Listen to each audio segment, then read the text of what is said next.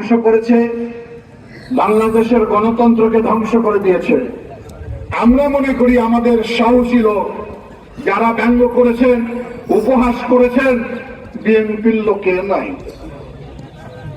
বাচ্চা ধান আজকে দেখে যান লোক আছে কিনা, লোকে ভরপুর বিএনপিতে। কারণ বিএনপি মানুষের ভালোবাসার দল। এদেশের মানুষ জিয়াউর রহমানকে ভালোবাসে, খালেদা জিয়াকে ভালোবাসে, তারেক রহমানকে ভালোবাসে। আর তোমাদের পরিবারের প্রত্যেকটা মানুষ দুর্নীতিতে দুর্গন্ধ ছড়াই দিয়েছে বাংলাদেশে।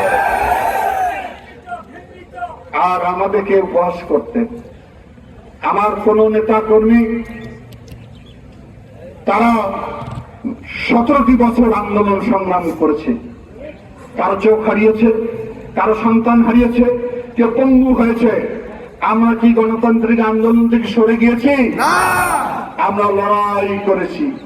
লড়াইয়ের কারণে বাংলাদেশের মানুষ এখন বিএনপি ছাড়া অন্য কোন শক্তির উপর আর আস্থা রাখতে পারে না, পারবে না। সেজন্যই কিছু কিছু নতুন দল, কিছু কিছু ঘাপটি মারা রাজনৈতিক দল 17 বছর যাকে আমরা রাজপথে একদিনও পাই নাই, দেখি নাই আমি, তারা এখন অনেক বড় বড় বয়ান দিচ্ছে আমাদের, বিরাট বিরাট বয়ান।